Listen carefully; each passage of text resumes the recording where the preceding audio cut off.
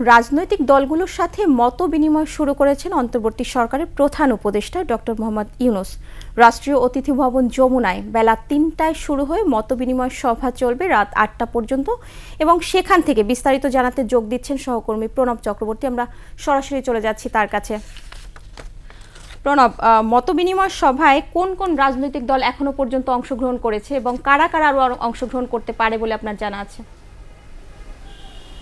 পলি, আপনি যেমনটি বললেন, আসলে বেলা ৩টায় এই প্রধান উপদেষ্টার সাথে রাজনৈতিক দলগুলোর যে রাজনৈতিক সংলাপ হওয়ার কথা সেটি শুরু হবে এবং এরই মধ্যে আমরা দেখেছি যে রাষ্ট্রীয় অতিথি ভবন যমুনায় খেলাফত আন্দোলন এবং খেলাফত মজলিস তাদের দুইটি টিম তারা প্রবেশ করেছে। খেলাফত আন্দোলনের একজন এবং খেলাফত মজলিসের পক্ষ থেকে 5 জন ভিতরে গেছে এবং তারপরে আরও কয়েকটি গাড়িকে আমরা যেতে দেখেছি, তার মধ্যে ইসলামী দলগুলো আছে। এবং আপনি যে বিষয়টি জানতে চাইছেন সেটি হচ্ছে যে যে ইসলামী দলগুলো রয়েছে বাংলাদেশে তারা ভিতরে যাবেন, অর্থাৎ তাদেরকে আমন্ত্রণ জানানো হয়েছে। সেই সাথে রয়েছে গণফোরাম, জাতীয় পার্টি, তাদেরকেও আহ্বান জানানো হয়েছে এই সংলাপের জন্য।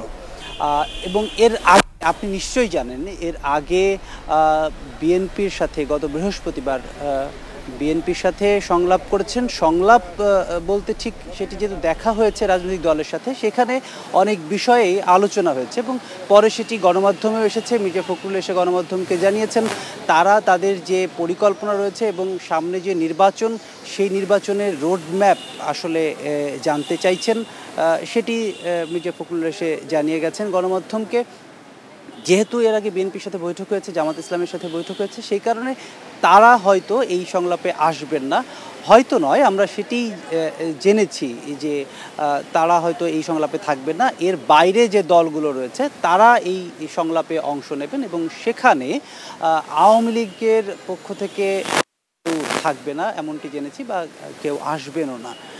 তো আসলে সংলাপটি শুরু হবে দুপুর ৩টায়, সেটি রাত ৮টা পর্যন্ত চলবার কথা। হয়তো সেটি আরও দীর্ঘায়িত হতে পারে, হয়তো তার আগেও শেষ হয়ে যেতে পারে। তবে সবারই আসলে প্রস্তাবনা রয়েছে। এখানে আমরা দেখছি যে খেলাফত মজলিস তাদের পক্ষ থেকে আশু সংস্কার প্রস্তাবনাও এখানে দেওয়া হয়েছে। তারা 12 দফা প্রস্তাবনা দিয়েছে। তার মধ্যে আছে মানবতা বিরোধী ও গণহত্যাকারী খুনি হাসিনাকে দ্রুত দেশে এনে বিচারের ব্যবস্থা করা, বৈষম্য বিরোধী যে ছাত্র আন্দোলন রয়েছে সেখানে যারা আহত হয়েছেন তাদেরকে সুচিকিৎসা নিশ্চিত করা এবং যারা নিহত হয়েছেন তাদেরকে শহীদের মর্যাদা দিতে হবে।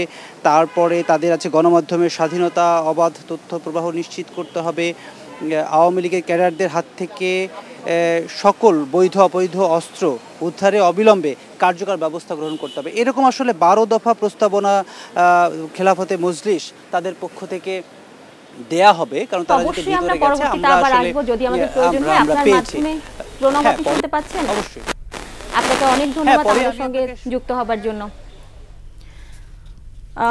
দর্শক, রাষ্ট্রীয় অতিথি ভবন যমুনা থেকে আমাদের সঙ্গে সরাসরি যুক্ত ছিলেন সহকর্মী প্রণব চক্রবর্তী।